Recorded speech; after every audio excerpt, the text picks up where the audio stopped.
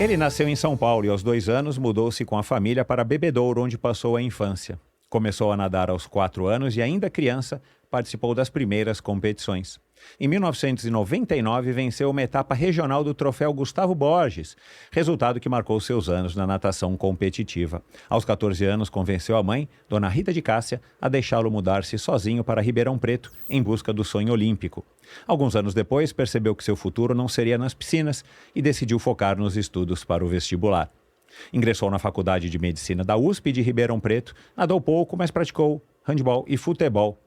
Após um ano sabático em Londres, onde trabalhou como bike courier, voltou ao Brasil, concluindo a faculdade e foi aprovado na residência de oftalmologia.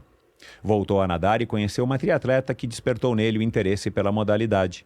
Quando finalmente pôde comprar a sua bicicleta, passou a treinar para o triatlon e estreou em 2013, em Pirassununga.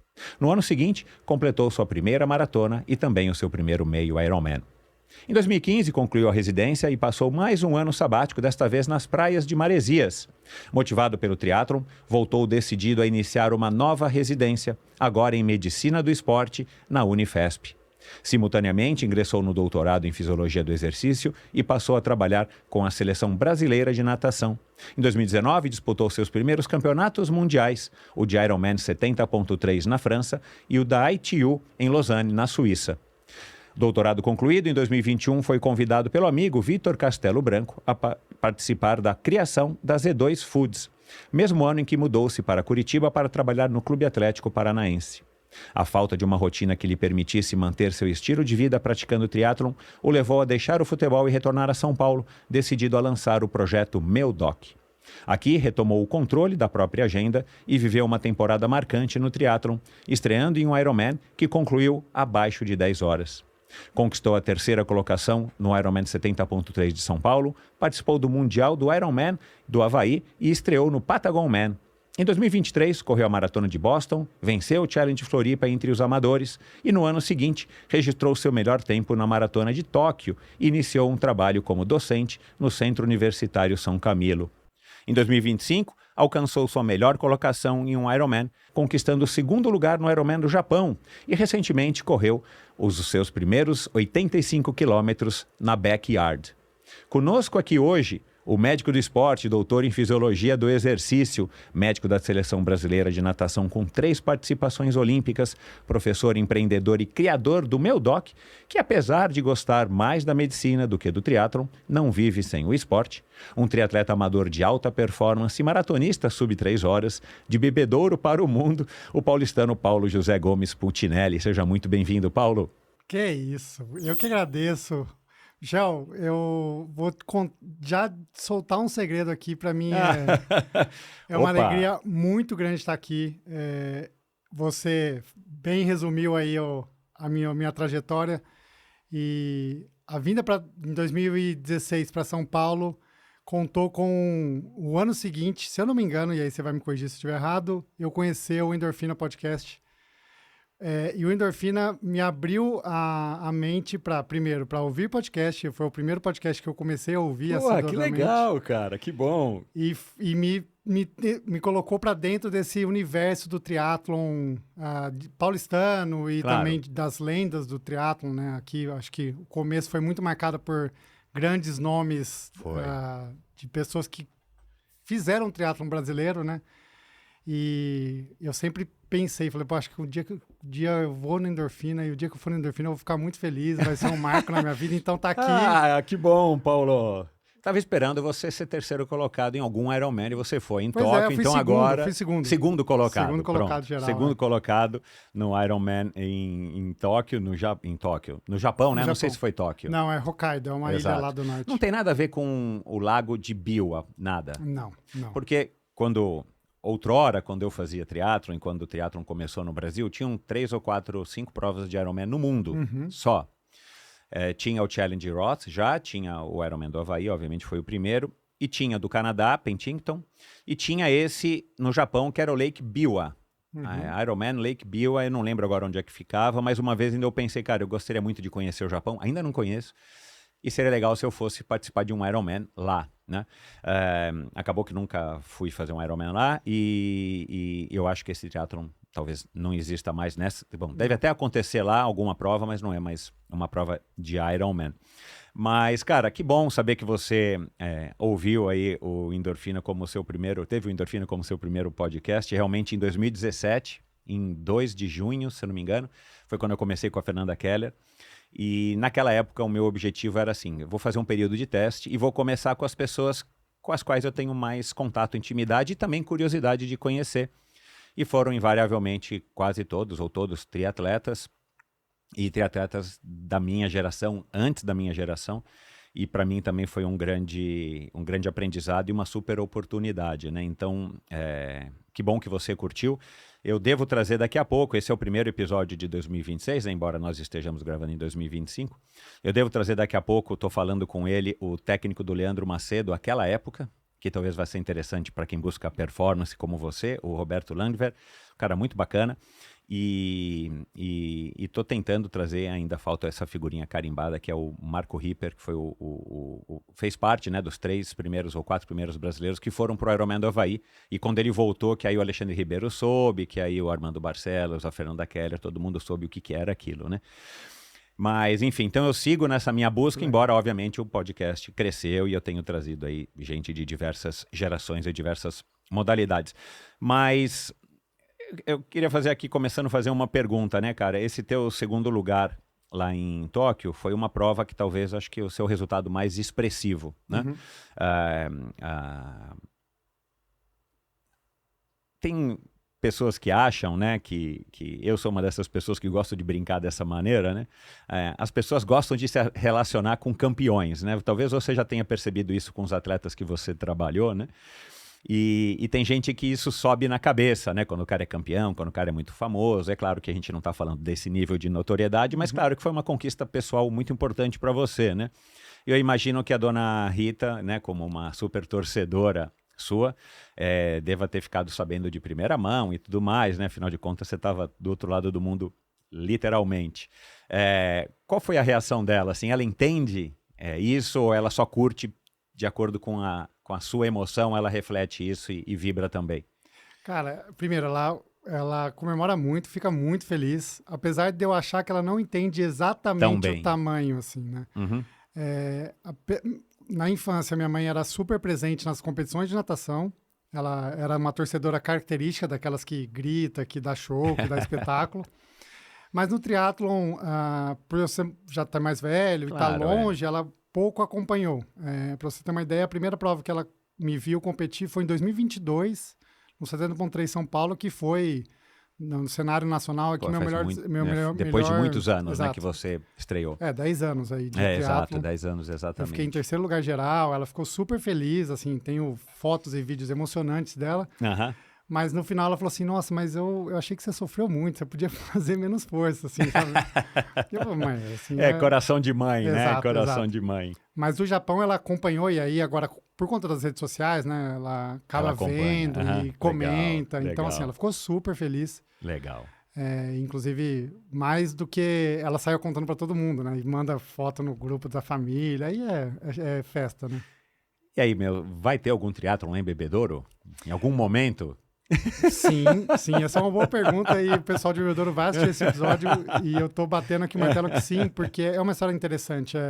Bebedouro quase não tinha triatletas, tinha pouquíssimos, e aí um grupo começou a se formar, um triatleta começou a juntar um pessoal. Que legal. E agora tem uma equipe, assim, chama BTS, Bebedouro Triathlon Squad. Uau, que legal. Exato. Tem Instagram? Tem Instagram. Vou mandar pro meu sogro. Que legal. Isso, pode mandar. E aí agora no Troféu Brasil, última etapa desse ano, a gente vai todo mundo uniformizado, vai ser uma confraternização ali do pessoal. Que legal, então cara. Tem ali perto de 20 triatletas em Bebedouro, o que é um super número. Exato. E eu acho que eu nunca falei isso daqui, porque você é o primeiro... Você não é bebedourense, mas é praticamente né? Sim. Mas a família da minha esposa, por parte de pai e de mãe, são de Bebedouro, né? Eu já fui 1.500 vezes para Bebedouro, né? E recentemente eu nunca treinei lá, sempre são viagens mais curtas ou no final de ano e tudo mais. Esse ano, particularmente, eu não vou, né? Para quem estiver ouvindo, eu não fui. Mas eu tenho visto cada vez mais gente pedalando na estrada lá, não lembro agora qual é o nome daquela estrada, né? A estrada principal que depois vai para Matão, né? Que volta aqui para São Paulo. Sim. Mas eu tenho visto cada vez mais gente pedalando. E eu tive agora, recentemente, faz 1 mês e meio, 2, num casamento em Bebedouro, de um primo da minha esposa, e a gente ficou hospedado lá no Real Parque de Bebedouro, mas o casamento era voltando para São Paulo alguns quilômetros e entrava numa estrada que depois ia num sítio lá, cara, era uma estrada que eu nunca tinha ido, mas, cara, eu achei fantástico, ainda eu pensei, talvez a próxima vez que eu venha a Bebedouro, para não pedalar na estrada principal, é Washington Luiz, eu não lembro. É Washington Luiz, exato. Para não pedalar na Washington Luiz, que embora ali também é bem tranquila, né? Sim. Eu pedalaria nessa estradinha que vai, eu não sei para onde, mas, cara, um asfalto ótimo e aparentemente não passa carro. Agora, para você, Bebedouro é muito distante de São Paulo ou São Paulo que é distante de Bebedouro? Esse é um ponto interessante. Primeiro que assim, quando você for a Bebedouro, por favor avise que eu vou te colocar em contato com o pessoal, vai ser um prazer. Eu não sabia nem que tinha piscina, eu não sabia do Clube da Copercitos, onde você nadou, né? Não sabia que tinha piscina lá. Sim, o Bebedouro tem um movimento esportivo interessante até. Que legal, meu. Pois é. Que bom, né? E agora, com relação à distância, eu fiz faculdade em Ribeirão Preto, né? Fiz faculdade na USP. E aí, o pessoal daqui de São Paulo falava, não, Ribeirão é muito longe, tal. A gente, não, pô, Ribeirão, São Paulo é 3 horinhas, tal. Agora, morando em São Paulo, putz, vamos para Bebedouro ou para Ribeirão? Falam, nossa, mas é tão longe. Então, inverter um pouco, assim, né? Da perspectiva de quem é do interior, é mais perto do que da perspectiva de quem é da capital. Isso é muito interessante, assim. E realmente parece ser, né? É longe. Cara, eu acho longe. E eu comecei... eu ia muito quando eu estava só casado com a minha esposa, não tínhamos filhos, aí é uma outra viagem. Sim. Cara, aí quando a minha filha nasceu, vai mostrar a filha pra avó, pra bisavó. Meu, cheguei a fazer 7 horas daqui, porque eu tinha que parar toda hora, por causa da minha filha chorando no carro, aí troca a fralda. Né? Cara, eu peguei um pouco assim de um pequeno trauma de ir pra Bebedouro, né, cara? E já fiz, inclusive, bate e volta, hein? Você já deve ter feito, já né? Fiz, infelizmente por motivos ruins, Sim. né? De morte e tal. Mas já cheguei a fazer e vou te falar, cara, o lugarzinho longe, meu, pra você fazer. E sempre eu vou assim, eu vou e fico 3, 4 dias e volto. Era legal se eu fosse, tipo, ficar lá uma semana, 10 dias. Aí você não pega esse ranço de ficar tanto tempo na estrada indo e voltando, né? Leva a bike que você vai tornar Cara, olha lá, pronto. A viagem não preciso melhor, ligar. assim. Eu acabei nem falando com meu sogro, que eu iria gravar com alguém que foi criado em Bebedouro, mas hoje eu vou ligar para ele à noite e vou contar. Ele deve conhecer ali. Bebedouro todo mundo se conhece, ele deve conhecer. Provavelmente, provavelmente. Mas, cara, então, em homenagem ao seu segundo lugar lá no Japão e também a sua contribuição para o triatlon e para o esporte brasileiro, quero te presentear com óculos da Oakley. Opa. Eu não sei, eu tô achando que você está usando um Sutro já faz muitos anos pelo teu Instagram. Então agora que vamos renovar a coleção para 2026 e espero que você goste, né? Esse é um dos lançamentos mais recentes. Não é o Meta, infelizmente eu gostaria de estar presenteando com óculos Meta aqui, mas o Meta não é para pedalar, não é para correr, né? Então tá aqui um esfera para você, espero que você goste, Paulo, e eu sei que você valoriza coisas boas. Nossa, que bonito. Legal, cara, parabéns. O óculos da E de fato, cara, assim, é uma brincadeira, mas com um fundão de verdade, né, cara, assim, a sua colaboração para o triatlon brasileiro, já falando agora do século XXI, cara, é tão legal para quem vive o esporte como eu há muitos anos, a gente ter gente que fala, né? Você até pode ser talvez chamado de um influenciador, né? No sentido de quem tem uma mensagem legal para passar, é um médico, é uma pessoa que entende, mas ao mesmo tempo você vive na prática, na pele, literalmente, como se fosse um triatleta talvez de alto rendimento. Eu escrevi aqui, né? Amador de alta performance, que é uma modalidade que não existia até então, né? Para mim, né? Um tipo, né? de atleta. Então eu acho que é muito legal a gente ter pessoas como você, porque trazem conteúdo de qualidade, com ciência por trás, com entendimento e com a função de informar. Se você não está querendo se promover, né? Não sei que podcast que você foi, aliás, eu fiquei surpreso a quantidade de podcasts. Não consegui ouvir todos, não consegui. Mas a quantidade de podcasts que você foi, em alguns você está com vários patrocinadores na camiseta, aí o apresentador fala alguma coisa e tal. Talvez tenha sido até numa das vezes aqui no Estema. Né? Mas Então, assim, o teu propósito é informar e divulgar uma coisa que é cada vez mais necessário com o crescimento das pessoas praticando atividade física, é ter o cuidado necessário para você praticar atividade física, né? Enfim, tem muitas coisas que eu compactuo bastante da maneira como você fala, não que eu possa contestar, né, a parte médica, mas assim, a maneira também de incentivar. E num deles você falou, cara, começa a fazer. Mas vai logo em seguida e faz um check-upzinho, né? Faz um eletro, procura um médico e tal. Porque, de fato, se você for esperar a pessoa fazer um exame de sangue, fazer um exame médico, fazer um ergométrico, fazer um... para depois fazer... Cara, vai começando, até porque a pessoa vai ter que começar devagar, se a pessoa é sedentária, né? Mas nós vamos falar bastante disso daqui a pouco. Como é que foi, cara, para quem estiver ouvindo, vai ter feito aí um mês, mas como é que foi esse teu primeiro backyard? O teu vídeo é muito legal. Jura? Ah, cara, eu que acompanho bastante o Ultra, né? Tenho muitos Ultra atletas que passaram pelo Endorfina, e desde o meu primeiro Race Across America eu fiquei muito fascinado por esse universo. Eu acho que você sintetizou bem o que eu já tinha entendido, e principalmente eu ouço também de pessoas que corroboram essa informação de que quando você faz uma modalidade de ultra, que dependendo da pessoa até pode ser um Ironman, né, ou uma maratona, mas quando você fica mais horas fazendo, aquilo às vezes te leva para lugares e você está ali numa parte da trilha meio vazia, tranquila, e você começa num devaneio, né? Falando um pouco das tuas sensações, você está meio emotivo e tudo mais, você percebe que, assim, aquilo para você naquele momento era importante e você resolveu fazer um vídeo. Como é que foi, cara, essa participação? Cara, foi muito legal, assim, desde a construção da ideia dentro da Z2, assim, foi algo muito orgânico ali dentro, né? A gente sempre pensa em coisas legais para fazer dentro do esporte, para incentivar e para trazer algum sentido na questão do esporte como promotor de saúde mental, enfim, todas essas questões. E aí a gente começou a criar essa prova e tinha algumas questões que a gente não abria mão, que era de ser algo caseiro, algo dali de dentro. Que é o espírito da Backyard também, né? Ser algo simples e que sem grandes regras ou estruturas, enfim, ser algo ali mais desafiador, né? Esse era o ponto, né? Vamos desafiar e vamos ver até onde a gente chega. E para mim, dentro da prova, foi muito assim, eu vou até onde eu conseguir me manter ali na competição, né?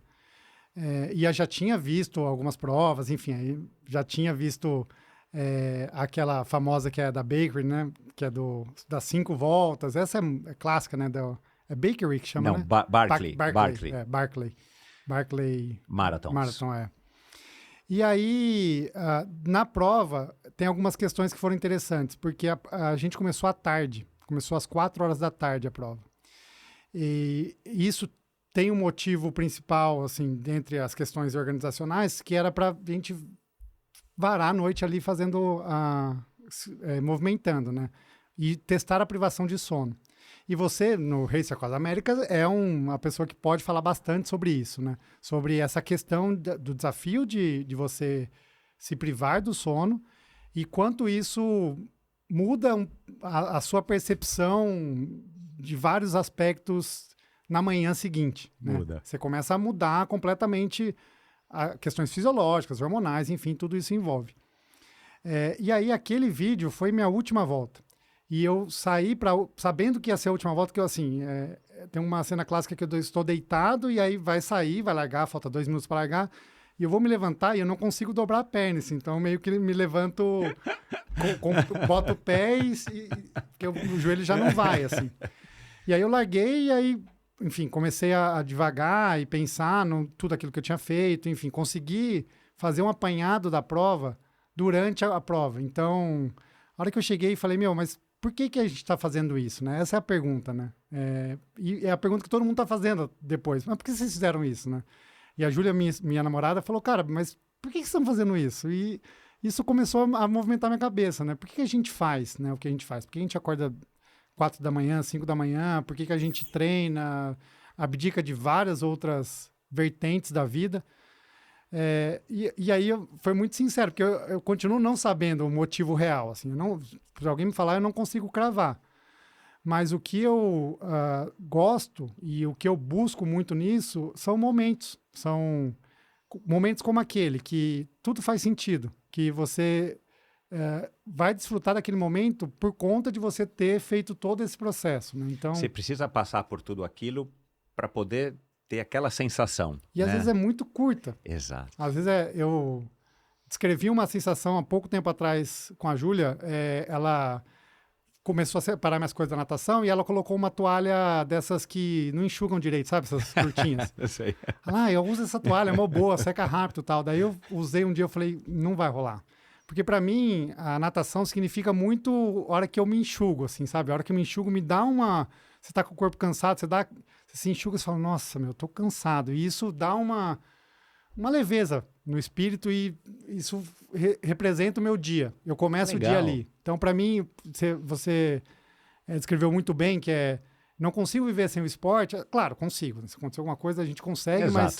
Você depende de ar e de comida e de oxigênio, né? Mas... Exato, mas a essência da vida tá tão ligada a acordar e me movimentar. E aí, a partir daí, estar pronto para a rotina do dia, que acho que são esses os momentos. Mas a prova foi demais, assim. E ver as pessoas que completaram, aí você começa a entender o que aonde o negócio toca ali, sabe? Porque eu me senti na linha de largada da primeira volta, eu falei, até comentei isso com o Vitor, falei, cara, a gente aquelas pessoas que vão pro check-in do Ironman com uma bike road, com pedal de tênis, pé de vela de alumínio, você fala, cara, esse cara vai sofrer muito mais. Exato. Porque ele tá menos preparado do que a gente. Então, eu tava me sentindo essa pessoa. Cara, eu tô totalmente fora do meu ambiente aqui. E isso foi super desafiador, né? Mas é uma sensação também, ao mesmo tempo, bacana, né? Porque total. é o desafio que você está buscando. Assim, Michel, eu tenho pensado muito nisso, né? O triatlon, ele é um esporte desafiador. Fazer um Ironman é realmente desafiador. Mas eu tô sentindo um pouco de falta de provas ou de desafios que eu não sei se eu vou completar. Assim, o Ironman, claro, talvez eu não complete, mas no fim das contas tá mais ou menos... Você já dominou, vamos dizer assim. Claro que você pode sempre não terminar, ter um problema, haja visto os profissionais. Sim. Mas assim, é uma coisa que já não te dá mais aquela coisa do desafio, né? Do tipo, não sei o que vai ser. Não sei o que vai ser. E foi uma super experiência. Adorei e tô a fim de me aprofundar um pouco mais nesse tipo de prova, não necessariamente ultras de 24 horas, mas talvez trail, enfim, começar a testar algumas coisas novas aí. Lá pro finalzinho, eu vou querer saber um pouco mais disso, mas uma coisa me ocorreu, será que tá vindo aí, não sei se você pode pelo menos fazer um teaser, ou se eu tô viajando, mas será que tá vindo aí uma linha de Z2 Ultra? Opa! É um caminho, é uma possibilidade. A gente tem algumas questões disso, tá desenvolvendo, tá ali no pipeline. Porque vocês têm ali. Atletas de ultra, o Temos. Brandon que ganhou, né?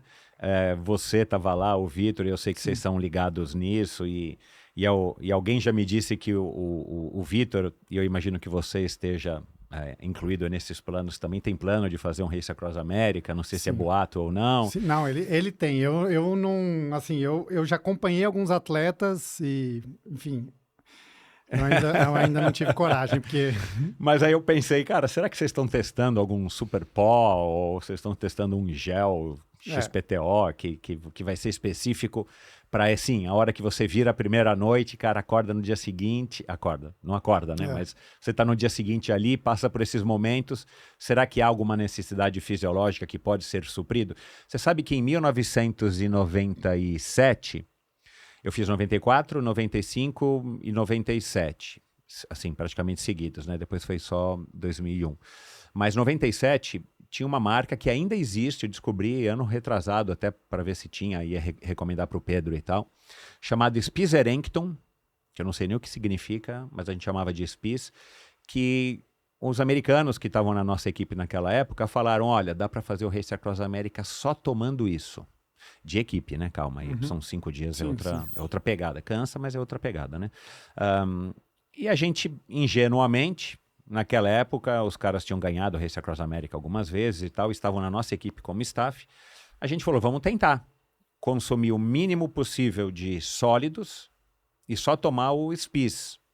Nossa, que era de chocolate, cara, e era daquele cremoso meal replacement, que é grosso, né? Não é uma coisa fluida, né? Ah, cara, depois de nem um dia inteiro tomando isso, cara, eu não aguentava mais, e ainda foi o ano que eu andei pior, tava quebrado e tal. Eu falei, meu, quer saber, cara, eu não vou mais ficar tomando isso. Tomava até porque eu gosto, eu tenho facilidade para tomar essas coisas, mas não só isso, né? Mas ele era, na época, isso em 1995, né, que era pré-histórica, provavelmente, da nutrição esportiva, ele era concebido e foi divulgado no Race Across America para ser um substituto das refeições. Que loucura, né? Caramba! Não sei nem se isso é viável, né? Não sei nem se isso é viável. É como se fosse uma alimentação integral, né? Aquele Ensure, aquela coisa, mas era esportivo. Enfim, mas que legal saber que eventualmente vocês lancem alguma coisa voltado para o Ultra, porque, claro, é um nicho do nicho do nicho, mas tem gente, né? Vocês patrocinam a Gisele, né? Vocês têm atletas de Ultra. Sim.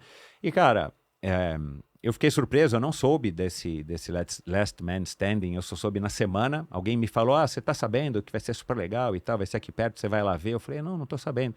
E depois eu achei que fosse um evento restrito ao clube, né, da Z2 e tal. Mas, cara, eu recebi faz pouco tempo o Pepe Fiamoncini, que agora correu 200 e poucos lá no Cassino. A Manu Vilaseca, né? Correu 3 provas em 5 meses de 200 e poucas milhas.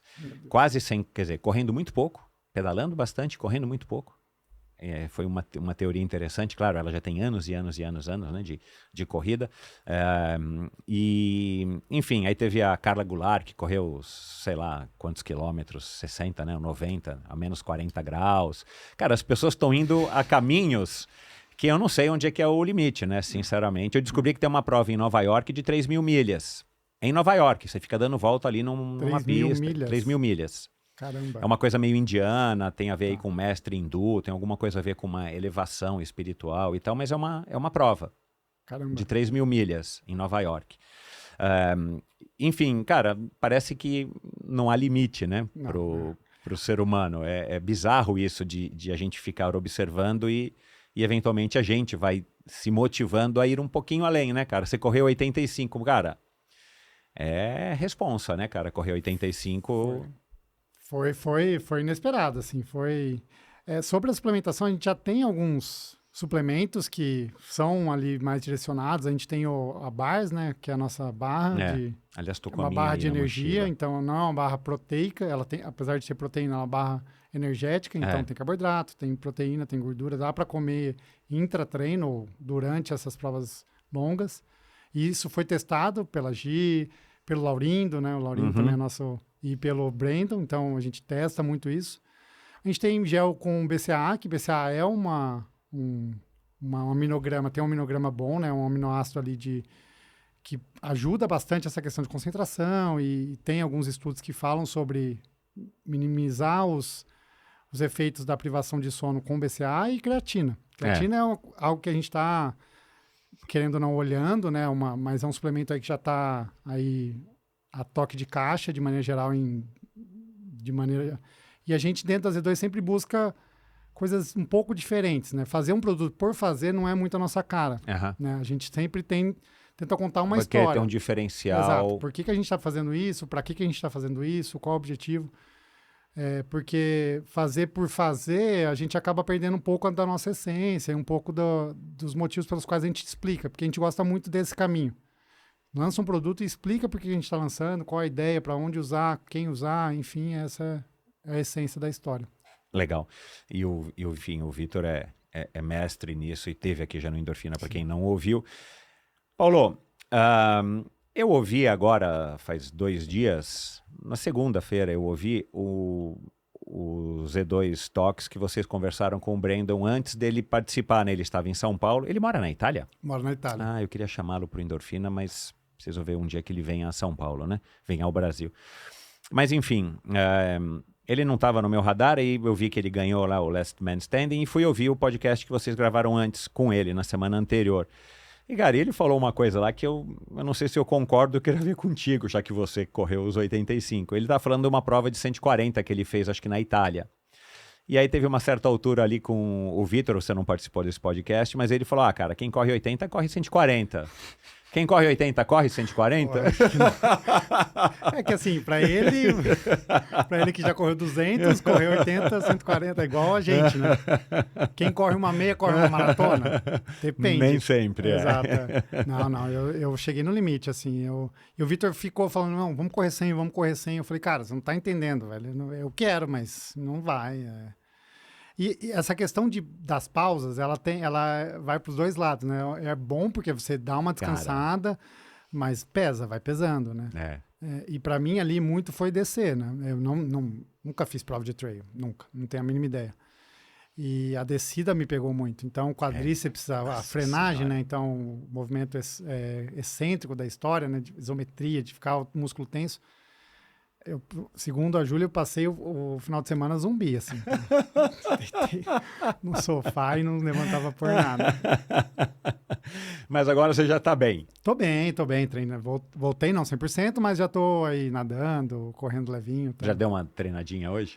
Hoje nadei, dei uma corridinha. Porra. Vai ser legal. Você é madrugador também, né? Sou madrugador. Você é mais, né? Não sei, eu acordei às 4 hoje, né? Mas eu dei o meu pedalzinho, não vou nem falar que o meu treino, senão você vai me humilhar. Não. Cara, agora, por falar nisso, inclusive, eu não sei se você se recorda, mas não sei se foi na primeira ou na segunda vez que o Mansur esteve aqui. A primeira foi antes do Covid e a segunda foi logo depois do Covid, foi durante ali o Covid, quando ele fez as 24 horas ali com a sua ajuda lá na Kera aqui da Brigadeiro, 24 horas repetidas vezes, fazendo repetidas vezes as distâncias de um short triatlo, né? Ele chegou uma vez para mim e falou assim, em algum desses episódios, cara, eu acordo, não tenho o que fazer, vou treinar, né? Como quem dissesse, cara, já tá no automático, né? Talvez a Júlia, a minha esposa, não pergunta se amanhã cedo eu vou treinar. Ela sabe que eu vou. E eventualmente eu não vou, ela fala, ué, você não foi, né? Mas nesse sentido, eu tenho aqui uma participação especial para honrar aqui a sua participação no Endorfina, que eu queria que você falasse a respeito. Tá bom. Vamos ver se dá para ouvir aqui. A hora que for no YouTube eu vou colocar. Paulo, minha pergunta para você é algo que eu vivo na pele e eu quero saber como você lida quando se trata dos seus pacientes, que é essa dependência físico-mental da atividade física. Primeiro, você acha que existe mesmo vício em esporte, vício em treino? Se esse vício é um vício psicológico ou se existe uma dependência química baseada aí na produção de endorfina, endocannabinoides? E quando você acha que isso se torna um problema? Quando que existe um sinal de alerta onde você começa a ficar um pouco mais preocupado? Ou se é sempre benéfico a pessoa ter uma dependência por algo que acaba fazendo bem? É isso aí, abração para você, abração para o Michel. Opa, que participação especial, hein? Gostou? Alô, nossa, ela é muito querida e está fazendo um trabalho fantástico, enfim, é uma das pessoas... Médica celebridade, médica atleta celebridade. Referência. Você grande, é a versão masculina da Luciana Haddad, né? Isso, quem me dera, que isso, fazer o que ela faz, enfim, ela toca ali, os pratos dela são muito mais pratos ali, né? Mãe, enfim, docente, tá fazendo um trabalho fantástico no Fala Lu, né? Que nasceu na pandemia, né? Isso é legal, isso é muito interessante. Exato. Um beijo, Lu, obrigado. Respondendo a pergunta, ela fez essa pergunta difícil, né? Complexa. Me colocou na saia justa aqui. Eu acho que ela faz essa pergunta exatamente porque a gente sente muito isso, né? Eu tenho, com bastante frequência, pacientes que falam sobre isso, que falam, não consigo viver sem treinar. E você falou isso há pouco, né? E eu falei, cara, assim, a gente fala que a gente não consegue viver sem treinar, mas, porventura, se tiver que parar de treinar por qualquer motivo, tudo bem, a vida vai seguir. Eu não me considero uma pessoa que não conseguiria viver sem o treinamento. Mas é bom treinar, me faz bem. E eu sinto isso em alguns pacientes, porque eles falam disso e às vezes falam sério sobre isso. Porque cada um tem as suas questões também pessoais para serem resolvidas. Exato. Né? E, porventura, quando o indivíduo se machuca sério, uma fratura por estresse, que ele precisa parar, ele começa a ter outros sinais e sintomas dessa dependência. Eu não sei se, assim, eu não tenho uma resposta definida, científica, técnica para isso, mas a minha percepção é que é algo muito mais comportamental do que químico, físico, fisiológico. Acho que é muito mais da questão de ter um momento, a pessoa tem aquele momento para ela, e isso é muito importante na vida do indivíduo, do tipo, quando a gente está treinando, a gente está dedicando aquele tempo para a gente, né? Exclusivamente para a gente. A gente não consegue, de maneira geral, fazer outras coisas quando a gente está treinando. Aquele momento é nosso. É um momento de autocuidado, né? Exato, e de autoconhecimento, de muita conversa individual. Para quem treina sozinho, que treina algumas horas, é muito isso, né? Eu sinto muito isso. Então, quando tem a lesão, que é talvez um dos piores problemas que pode acontecer na vida de um atleta, de maneira geral, quando ele interrompe o treinamento, ele começa a ter dificuldade de sono, começa a ter mudanças de sensações e emoções muito abruptas, então, labilidade emocional. E aí é muito de conversar e tentar orientá-lo ou mostrá-lo a importância do esporte como promotor de saúde, como algo benéfico e não algo que vai trazer problemas para a vida dele, né? Então, é sobre isso e, de maneira geral, eu tenho essa questão de incluir profissionais competentes para isso. Então, buscar ajuda psicológica e esse meu papo é difícil com o paciente do tipo, não, como assim você acha que eu preciso de psicólogo? Cara, todo mundo precisa e nesse momento é um momento que eu acho que você precisa conversar e falar sobre isso com alguém que vá saber te ouvir. E eu não sei. Assim, porque quando eu ouço esses relatos, primeiro, eu tenho uma questão médica envolvida de pensar em questões de endocannabinoides e eu começo a pensar do ponto de vista fisiológico e talvez não seja aí a resposta. E também tento buscar algo de proteção daquele indivíduo quanto à saúde. E a abordagem psicológica talvez busque outras ferramentas e busque outros caminhos para mostrar para aquele indivíduo que a dependência que ele está dizendo não necessariamente é por conta do esporte, sim por outros motivos que o levam para isso, né? O esporte é como se fosse um pretexto, uma muleta, né? Eu já ouvi isso aqui de um cara que eu gosto bastante, que não tem nada a ver com medicina, mas ele vê os triatletas muito assim, usando esse treino excessivo que o triatlon normalmente já exige, mas ele viu esse crescimento, essa proliferação de triatletas em todos os meios da sociedade como as pessoas estão jogando no esporte alguma coisa, se apoiando no esporte em detrimento de alguma questão importante das suas vidas que eles não estão conseguindo resolver ou estão fugindo de resolver, né? Eu não sei se isso é visto também como uma patologia ou apenas alguma coisa comportamental de fuga e tal. Aí talvez um psicólogo saiba diagnosticar, e claro que cada caso é um caso, né? Sim, mas assim, Michel, te falar que é uma fuga, com certeza e talvez uma fuga benéfica, né? A gente tem que pensar pelo menos você não está nas bets, não está indo dormir tarde vendo pornografia. Veja, se você tem problemas na sua vida e o esporte é uma válvula de escape, use para isso, mas aí é a questão do equilíbrio, e, enfim, mas definitivamente o esporte tem essa função de saúde mental, tem uma saúde física e mental, né? O indivíduo às vezes está super com problemas familiares, trabalho, e aquilo ali representa um momento que ele vai se conectar com o corpo dele, porque a gente sabe, o esporte é muito isso, né? Você ouve seu coração, você percebe a sua respiração, se você está correndo, você ouve os seus passos. Você começa a ter controle do seu corpo. Eu vou acelerar mais, eu vou cansar, eu vou relaxar, eu vou diminuir. Enfim, isso, para muita gente, é extremamente importante para resolver aquelas outras questões. Então, eu concordo com esse caminho de... Tem muita gente que extrapola e foge, mas tem esse papel fundamental do esporte de ser também um caminho de cuidado geral, né? Uhum. A gente, dentro do meu doc, a gente faz um janeiro... que é meu momento, é o desafio meu momento, a gente chama de meu momento porque realmente é o seu momento.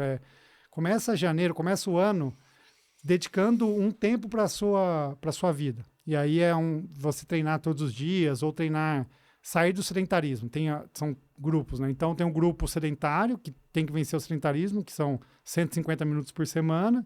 Aí tem um grupo que já está de 150 a 300, e o grupo 300 minutos mais, que aí é, de maneira geral, a gente que está ouvindo esse podcast, né? Mas é mais ou menos esse o caminho. Então, é complexa, e a Lu me colocou na saia justa porque exatamente é difícil. Talvez é uma pergunta que não tem resposta, e ela deve estar pesquisando para falar sobre isso, porque ali é fuçada. Ela gosta. Ô Paulo, você falou algumas vezes, né, nesse teu contato com os... Eu quero voltar nesse assunto, mas lembrei aqui agora, você falou da Luciana, que ser atleta profissional é uma profissão 24 horas, né, por dia e tal, que é muito difícil. Você tem contato com muitos atletas profissionais, especificamente, particularmente da natação. Mas ser médico também, não é, cara? Sou médico, opa. Não, mas não é médico 24 horas? É difícil você... Sim.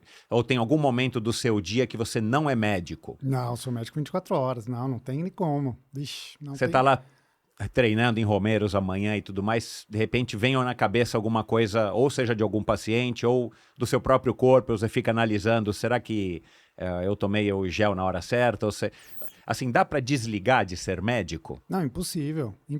Não, isso nem tento. E médico e atleta 24 horas, já que você é um atleta médico, de dedicado, né? Um atleta amador de alto desempenho. Aí complicou ainda mais. Não, acho que atleta 24 horas eu infelizmente não sou. Gostaria de ser, talvez, ou enfim, acho que seria bom, mas tem momentos que eu preciso desligar o atleta e preciso trabalhar, ou preciso resolver alguma coisa que aconteceu ali, enfim.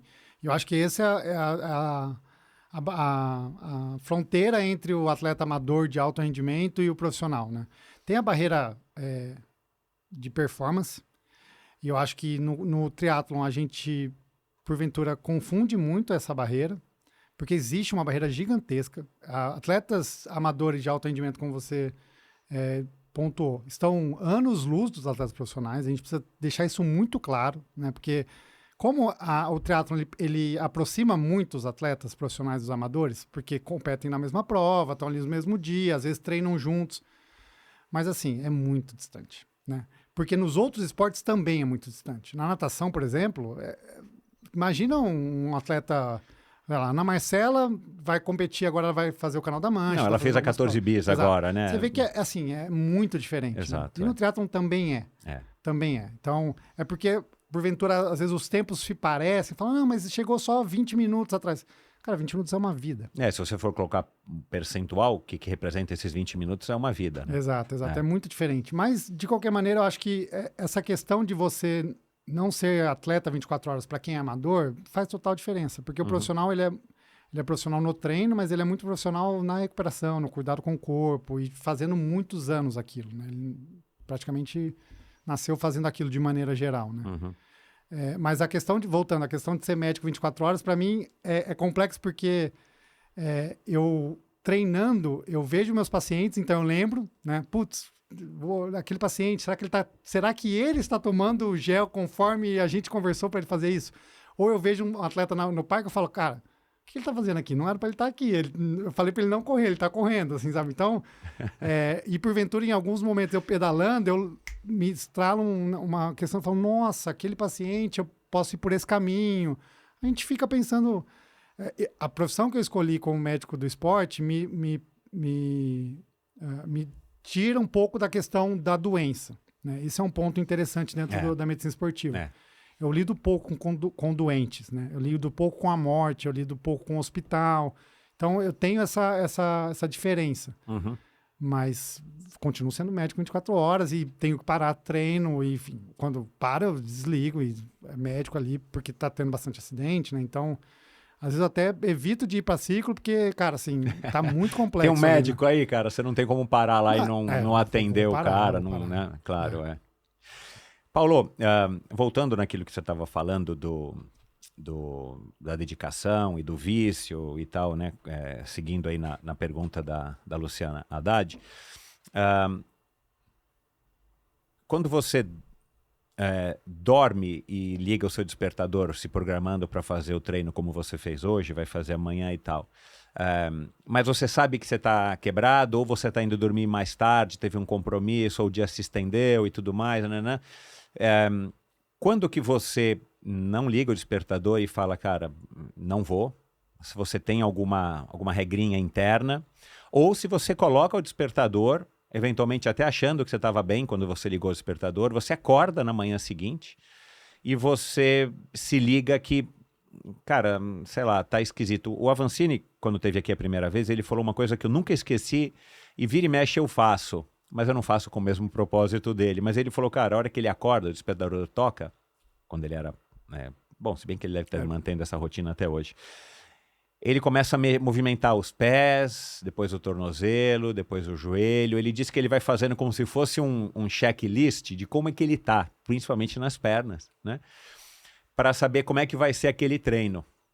E aquilo para ele já dá uma autopercepção muito interessante de como é que ele vai render ou como é que ele está se sentindo, inclusive para fazer ajustes, né? Porque o lance também do atleta profissional é isso, né? O cara tem que estar tão em sintonia com o que ele tem que fazer, que se ele tem que fazer um treino X e ele vê que não dá para fazer, ele tem que se adaptar, né?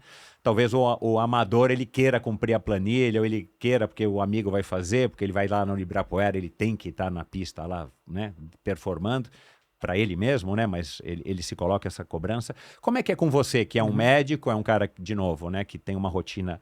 Eu vi o teu vídeo 24 horas, Em Busca do Treino Perfeito, 24 horas com o Paulo Puccinelli. Aliás, você faz uns vídeos super legais, né, cara? Tem uma equipe por trás, né? Porque não, sou eu, foi o cara. André Sanches que te ensinou. Como é que é isso, cara? O André me ensina porque eu assisto os dele, mas... Mas, enfim, como é que você faz? Você não coloca o despertador, você tem uma regrinha, ou você sempre acorda e, eventualmente, você desliga, vira para o lado e fala, cara, hoje não vai rolar. Pô, Michel, muito legal essa pergunta e quero gastar um tempo, investir um tempo nela aqui, porque... ao longo da questão de busca pela performance, a gente, no começo, acha que se colocar num gráfico, é uma reta que sempre vai aumentar, né? Sempre vai crescer. E depois a gente começa a ver que não é isso. Existem os platôs, e aí cada vez mais fica difícil você evoluir, essa evolução é menor, e o platô é maior, enfim, é quase um degrauzinho escada. ali, uma escada onde os degraus ficam mais longos e a elevação é menor, né, ao longo do tempo. E em um dado momento você começa a entender que não é o treino em si, né, porque você já está ali no seu limite, na sua melhor estrutura de treinos. E aí você começa a ter que lançar a mão de outros caminhos para você conseguir evoluir. E aí você começar a entender o que o treino representa e como é que você pode, de maneira inteligente, executar aquele ciclo de treinamento, né? E ao longo do tempo eu comecei a perceber e estudando e tendo contato com os atletas profissionais, que isso é uma vantagem que eu tenho, aprender com eles que essa questão do sono, ela é talvez igual ou mais importante que o treino. Definitivamente dormir é tão importante quanto treinar. E é engraçado que antes a gente não tinha esse cuidado tão grande, principalmente com dados de sono, né? E agora, cada vez mais, a gente está tendo acesso a números, a dados, e vendo na prática como isso realmente influencia, né? Hoje em dia, a gente tem parâmetros que a gente consegue desenhar a nossa noite, o mapa da nossa noite, a gente consegue entender como é que foi os nossos ciclos de sono, né? Isso, pô... 5 anos Vocês usam atrás. aquele Biologix? Não, eu estou usando agora o Open. Tá. Mas o Oura, enfim, tem o actígrafo, enfim, tem vários gadgets que são realmente... Claro, tem uma certa perda nos dados, né? Não é tão específico e sensível como uma polissonografia, mas são dados que, de maneira geral, se você replicar ao longo do tempo, você começa a ter um parâmetro. Tem um padrão também, né? Então, assim, o sono definitivamente precisa ter a sua função de evolução, porque a gente tende a olhar o treino como algo que vai fazer a gente melhorar, mas o treino, ele, de maneira geral, faz a gente piorar, né? Exato, esse é o princípio, né? São microlesões que demandam uma supercompensação, né? Você precisa restabelecer ali as suas reservas, precisa reconstruir a musculatura, e o sono tem um papel fundamental nisso, junto com a alimentação, né? Então, assim, eu olho muito para o sono, muito mesmo. E aprendi a ter um valor muito grande nessa questão. Tudo isso para te falar o seguinte, eu tenho uma regra. Se eu vou dormir e eu não vou ter pelo menos 5 horas de sono, sem chance alguma eu vou continuar dormindo. Eu vou pelo menos, no mínimo, são 6 horas, no mínimo. Então, essa é a regra do tempo, né? Mas eu vou, em vez de treinar 2 treinos, eu vou treinar 1. Paciência, em vez de treinar, fazer 2 horas de corrida, eu vou fazer 4 horas de pedal, eu vou fazer 3. É isso. Num segundo momento, já que eu garantidas essas 6 horas, mas olhando a meta é pelo menos 7, 8 horas, a gente começa a olhar para a qualidade do sono. Então, se eu conseguir dormir bem essa noite, ou se eu acordei muito, enfim, quebrou meu sono muito, eu fiquei 1 hora acordado, esquece, vou ter que descansar.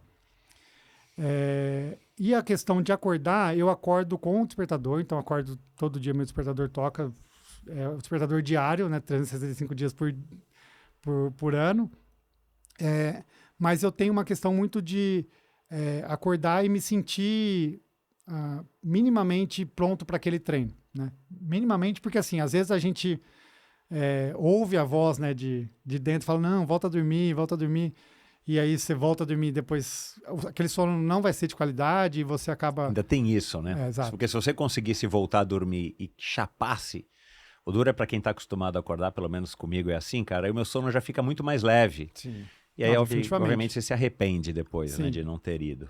Mas o definidor eu acordar e falar, eu consigo executar um treino, eu consigo treinar minimamente, né? Talvez não fazer aquele treino, mas pelo menos fazer uma rodagem, enfim, fazer esse treino tirando a intensidade, mantendo relativamente o volume. Sim, beleza, eu vou... Agora, não, cara, assim, a cama tá me chamando e eu vou dormir bem. Aí eu durmo e tudo bem perder esse treino. A melhor planilha, o melhor ciclo os melhores ciclos que eu fiz de prova não foram ciclos que eu entreguei 100% do treino, longe disso. Foi muito de entender o corpo. Dentro do triatlon, a gente tem os pacientes, o pessoal do triatlon trabalha de maneira geral amador e trabalha até tarde, e aí por ter necessidade de acordar muito cedo, dorme muito mal. Então, o triatleta come pouco e dorme mal, né? Os amadores. Isso é mais ou menos a regra. E é o que eu, dentro do consultório, tento ficar mostrando para eles os benefícios de quando eles acreditam no que eu estou falando e fazem isso, né? E assim, os milagres que eu opero, de maneira geral, olha como você está dormindo bem, olha como você está treinando bem, olha como você está comendo bem, olha como você está treinando bem. E o terceiro calma que vai aparecer o tempo. Vai dar certo isso, sabe? Porque você que é de uma geração ainda anterior à minha, sabe que assim, esse imediatismo não leva ninguém a lugar nenhum e a gente está vivendo muito esse imediatismo, né? Muito. Eu acho que a sociedade está doente de uma maneira geral, muitos fisicamente, claro, sedentarismo e tudo mais, embora a gente venha vendo um avanço, né? Mas eu acho que, cara, a gente está vivendo uma época muito maluca, né, cara? Sei lá, eu acho que tá sendo interessante ver e fazer parte desse experimento, porque eu também acabo me incluindo nisso, né? Embora eu tente...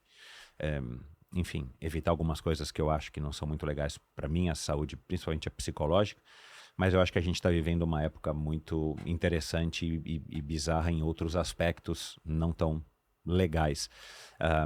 Inclusive, o crescimento do Ironman, na minha opinião, tem a ver como um resultado dessa ansiedade das pessoas. Você vê, você demorou 10 anos para fazer um Ironman, né? Eu tive uma carreira de 10 anos como atleta profissional, fiz 3. Né? Tudo bem, era uma outra época, mas é comum a gente ver pessoas que, talvez você deva ter alguns pacientes, né? Tipo, vou me inscrever no Ironman e vou começar a treinar agora triatlon, né? E por falar nisso, eu vi que você participou do Primocast, do Jornada do G4, do Nardon. Falei, meu Deus do céu, que bom que ele topou vir no Endorfina, meu. Que isso, já te falei, pra mim é um marco. Caramba, meu. Obrigado. Mas enfim, cara, e um dos que eu mais gostei foi do Bruno Nardon, assim, curiosamente, né? Eu imaginei que fosse ser um papo muito mais, assim, o que normalmente as pessoas exploram quando te recebem, né? Muito mais voltado para medicina, o que o doutor acha e tal, né? Mas ele fez algumas coisas, umas perguntas interessantes, e uma delas me chamou muito a atenção, quando ele te perguntou se você queria viver 70 rendendo pra caramba ou 90, e você fala, não, ele 60, né? Aí você falou, cara, 60 é daqui a pouco, então é melhor eu preferir viver 90, não em alto rendimento ou treinando menos, enfim. Mas eu queria ouvir a tua opinião mais ou menos sobre esse mesmo tema, mas de uma outra ótica. O que a gente pode fazer, quem estiver ouvindo o Endorfina, ou não importa a idade, hoje, que tem a melhor relação custo-benefício para maximizar a nossa longevidade com qualidade, não só na vida, mas porque assim... Eu quero também falar disso, né, do mal que nós estamos fazendo aos nossos corpos, né? Haja visto aí, eu tenho 3 stents, talvez seja, né, um pouco genético, mas muito do esporte. Uhum. A Xane Ribeiro também colocou enfim, tá cheio de gente com Galindes com prótese no quadril, Leandro Macedo com prótese no fêmur ou no quadril, enfim. O esporte de alto rendimento, ele de fato não é a coisa mais saudável que você pode fazer pensando na sua longevidade. Mas tem um aspecto psicológico e tudo mais. Mas, enfim, na sua opinião, qual o hábito ou o que a gente poderia fazer com a melhor relação custo-benefício para que a gente consiga ter uma longevidade no esporte e, obviamente, na vida com qualidade? Poder carregar os netos, poder brincar, poder agachar para pegar uma caneta que caiu no chão e não ter que fazer uma substituição de prótese daqui a 10 anos ou acumular cálcio no coração, que você agora tem que colocar um stent como eu tive com 50 anos. Que você recomendaria? Bom, é uma boa pergunta e é a pergunta do momento, né? Antes a gente queria viver mais, a gente está conseguindo, agora a gente, além de querer viver mais, a gente quer viver mais e melhor, quer ser funcional, quer ter uma idade, uma terceira idade aí ativa, né? Acho que o primeiro ponto fundamental é fazer treino de força. Definitivamente a academia é chata, não gosto, tudo bem, vai lá, fazer. Para a sua longevidade, para você conseguir levantar seus netos, para você ser funcional, ser independente.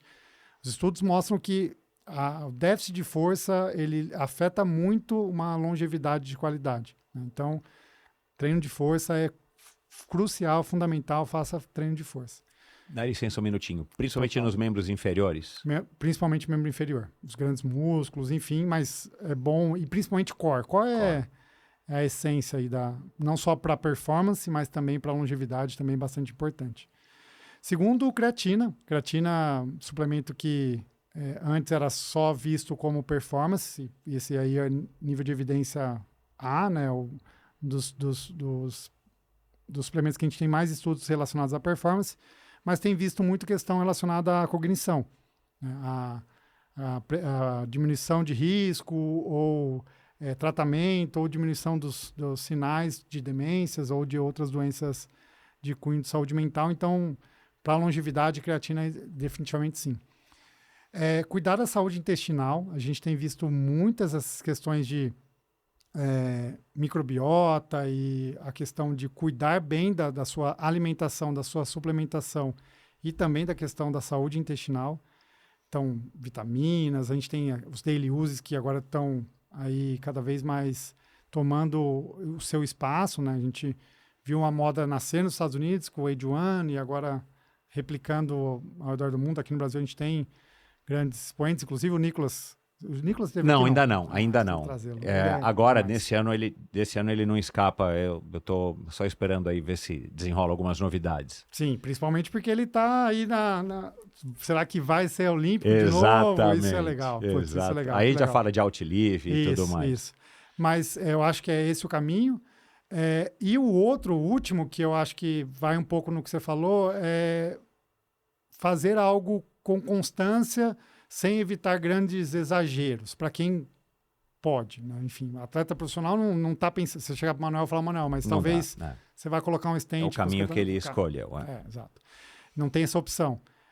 Mas para a gente, sim, e aí volta um pouco e pega o gancho da questão anterior, que Eu recebo muito triatleta no consultório apaixonado pelo triatlo. Ou apaixonado pela corrida, pelos corredores. Ou apaixonado por algum esporte que ele começou, né? Seja Hyrox, enfim, agora está na moda. E aí, o meu trabalho ali é muito falar, cara, é legal, né? É lindo, é apaixonante, está apaixonado. Adolescente é apaixonado. Cara, assim, a vida dele é aquilo, né? E aí ele começa a consumir infinito conteúdo e já quer comprar tal coisa porque o profissional tá apaixonado. Cara, é legal, não é? Então, vamos transformar essa paixão em amor. Vamos deixar isso aqui virar, criar raiz, você ter alguma coisa sólida e sustentável, né? Porque desse jeito, daqui 2 anos você está sem trabalho, sem marido, sem esposa, enfim, brigou com todo mundo, e a gente já viu, fez um Ironman e no final das contas, a linha de chegada é emocionante, mas depois de você passar dali, não muda muita coisa. O mundo não se transforma num mundo novo do Na Mario World. Na segunda-feira você está lá de novo e a vida segue. A vida vai seguir. Todo mundo vai... E eu acho que isso é muito interessante. E eu cada vez percebo isso, que todo mundo que me encontra fala, meu, que legal, você fez a prova tal. Qual a próxima? Essa é a pergunta que eu mais ouço. Que legal, qual é a próxima? Né? Porque essa questão da continuidade, ela só é possível se você tem você está feliz ali onde você está. Você está sabendo que está tudo bem, sabe? Não está cometendo exagero de, vou fazer Ironman maluco, enfim. Esse, mais ou menos, acho que a questão da longevidade é essa, e a gente está no caminho, de maneira geral. Assim, eu acho que a gente é a fatia da população que, só de estar preocupado com isso, já nos coloca ali num bom destino. Antes de seguir com o episódio, eu quero compartilhar algo com você. Uma coisa que eu sempre acreditei na minha relação com o esporte e que eu tenho percebido bastante aqui nas conversas do Endorfina é que a essência por trás da prática dos esportes de endurance, seja correndo, nadando, pedalando, se resume em 3 pilares: paixão, consistência e autenticidade.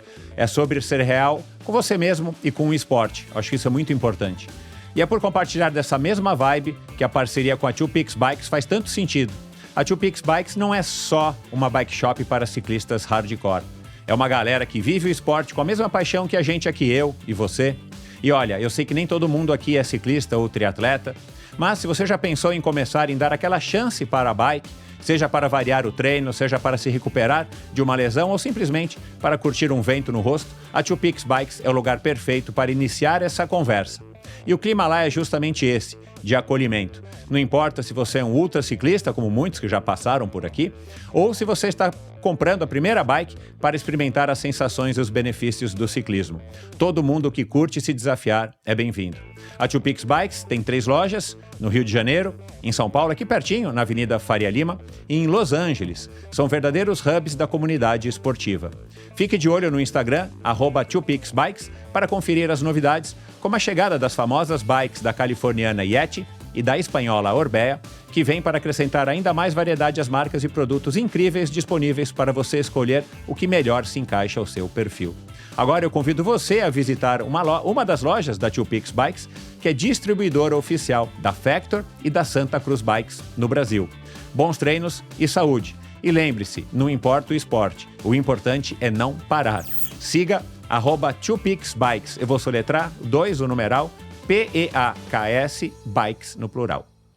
Ainda nesse assunto da medicina, Paulo, para a gente aí mudar para outros assuntos, vamos fazer uma brincadeira aqui. Se você fosse aí o deus da medicina, você teria aí esse poder de fazer aí uma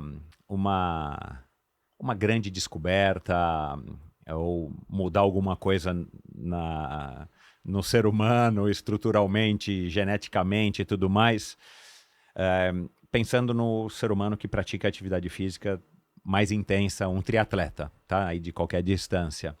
Cara, que ajuste, que correção que você faria para que a gente fosse mais adaptado para aguentar a intensidade de treino e de provas e tudo mais, assim? Em outras palavras, qual é a falha, né, do ser humano que talvez a gente pudesse mitigar? O deus da medicina, no caso aqui, você por um dia. O que eu gostaria, se eu encontrasse uma lâmpada mágica, né? Boa. Eu acho que eu estou bastante imerso nisso e estou estudando bastante isso, é aumentar a quantidade de carboidrato que a gente consegue absorver. Cara, assim, esse é o maior desafio atual dentro do endurance. Se a gente pensar no endurance, em atleta de endurance, para durar mais, para, enfim, ficar em alta intensidade por mais tempo ou baixa intensidade por mais tempo, essa questão da absorção de carboidrato limita o nosso esforço, tanto em volume como em intensidade, né? Porque se a gente pensa que a gente empurrou, né? Antes era 60 gramas por hora, 90, agora a gente está em 120, falando já em tentar de alguma maneira empurrar, a gente está longe de conseguir repor aquilo que a gente gasta. Né? A gente gasta Mesmo muito assim, mais. aham. A gente gasta muito mais. Então, assim, é o desafio da ciência do esporte dentro dessa questão, olhando para a performance, né? Não olhando para a saúde e tal, mas que você perguntou exatamente para a performance, Exato, né? Acho que esse é o meu maior... Aumentar a possibilidade, a capacidade de absorção do nosso estômago dessa quantidade elevada de carboidratos. Existe um consenso de que é impossível absorver mais do que X gramas? Vai ter um limite ou isso é treinável? Isso é treinável, mas tem um limite, né? A gente está nesse limite de 120, né? Que a gente consegue explicar do ponto de vista científico, né? Mas tem tal atleta que falou que consumiu 200, tal. Tudo bem, ele pode ser um outlier, mas de maneira geral... Mas talvez não absorveu também, Exato. porque também tem que fazer uns exames mais complexos, né? O cara pode até ter ingerido, Sim. mas o organismo não absorveu e transformou isso em energia. Exato. E aí, se você passa... por mais que você esteja treinado, você corre o risco de ter distúrbios gastrointestinais, que aí é o pesadelo, né? Que é o limite ali. Então, esse a conversa, e por isso na Z2 a gente tem, desde a essência, criando fontes diferentes de carboidrato. A gente colocou, foi a primeira marca aí que a gente tem conhecimento, que colocou 3 fontes de carboidrato diferentes. A gente mantém essa essência e vai continuar com essa essência. A gente tem um outro gel, uma outra linha que só tem frutose e malto, e aí tem a linha base que tem a palatinose. Mas, enfim, acho que eu mudaria alguma coisa assim, né? Porque, claro, a gente podia pensar em outras vias de performance, mas olhando para ser justo e manter a essência do esporte, que eu acho que é o mais legal, né? Não criaria nenhum remédio novo, nenhum suplemento novo, é mais o simples bem feito de uma maneira mais efetiva. Aliás, você prega bastante, né? O simples bem feito, eu acho legal isso. Porque descomplica também, né? Porque uma das coisas dessa era da informação no esporte é que tudo ficou muito complexo, né? Assim, dá a impressão que as pessoas gostam de complicar para depois, entre aspas, vender facilidades, né? Então, lembrar quando eu comecei, você vai falando aqui de 60 gramas de carboidrato e tal, cara... Eu não tinha isso, eu não sei se alguém tinha isso na minha época, cara. Eu lavava batata cozida pro Ironman do Havaí. Um ano eu perdi a pochete com batatas cozidas, que era fácil de comprar no mercado, fácil de pedir para o hotel cozinhar, e você embrulhava no papel alumínio com um pouquinho de sal e comia. Enfim, eu não sei nem o que é ingerir 60 gramas de carboidrato por hora, assim, eu não faço nem ideia, nem se eu conseguiria. Mas só um parênteses nesse assunto. Aquela história do Blumenfeld correndo e vomitando, aquilo, na sua percepção, obviamente você não está lá, você não entende, mas assim, é muito provavelmente algum desconforto gástrico que foi eventualmente até provocado por ele intencionalmente. Claro que ele não quer vomitar, mas ele está querendo aumentar a quantidade de carboidratos que ele está absorvendo, ou pode ser completamente uma indisposição estomacal do hambúrguer que ele comeu na noite anterior? Hambúrguer. Acho que ele não comeu hambúrguer, não. Não sei. Bom, pode ser que sim, né? Mas, enfim, o Blumenfeld, ele tem... Não foi a primeira vez, né? Exato. Essa vez foi muito... Assim, foi característico. Ele estava sendo filmado na hora, em Kona, fazendo força. Era uma dinâmica de prova tensa ali no momento. E, assim, foi cinematográfico, né? Foram jatos, assim. Estava assistindo, caramba. E o mais intrigante foi ele continuar a prova, né? Exato. Esse cara tá fora do Exato. jogo, Vomitar por si só, não. Mas, de repente, o cara ainda continua, né, cara? Não fica nauseado, ou sei lá, não tem uma depressão, não sei o que pode acontecer. Então, assim, a gente já viu ele vomitar. Final de prova, de maneira geral, ele sempre vomita. Se você vê, ele tá sempre mal, assim. E cara é doido. Mas eu acho que, assim, é muita intensidade. Ali eu acho que é uma questão de aumentar muito a intensidade, aí você diminui muito o aporte sanguíneo pro sistema gastrointestinal, então tem pouco sangue no intestino, Isso diminui ali a absorção e aí ele tá botando coisa para dentro sem parar. E aí, uma hora... E aí ele já tem essa questão pessoal de não ser muito resistente. E para ele vomitar tá tudo bem, ele continua. Exato. Né? É uma adaptação ferrada ali, viu? Porque vomitar, assim, passar mal. Porque para mim, duas coisas. Você tem muita cãibra e vomitar, acabou o jogo, você não vai conseguir manter Ele terminou o Ironman com cãibra, né? A impressão que eu tive, não sei se é uma distensão, mas ele subiu no pódio claudicando ali também, né? Sim. Depois de algum tempo, então... Mas ele ali é um caso a ser estudado muito, assim, porque a versatilidade, né? A consistência que esse indivíduo tem, né? E todo o aparato, né, está sendo algo replicado, está sendo estudado, né, para tentar ser replicado. Você também acha que ele tem um diferencial psicológico também dos demais? Porque a impressão que eu tenho, até eu não sei se é porque o cara é norueguês, tem uma cultura, né, completamente diferente da nossa, mas as entrevistas que ele dá, e eu assisto quase que todas ou todas, eu acho que ele é assim, cara, ele é um cara que, assim, com todo respeito ao Blumenfeld, se ele estiver assistindo, óbvio que não. Cara, eu acho que ele deve ser um cara chato de você se relacionar. Acho que ele deve ser um parceiro chato de treino.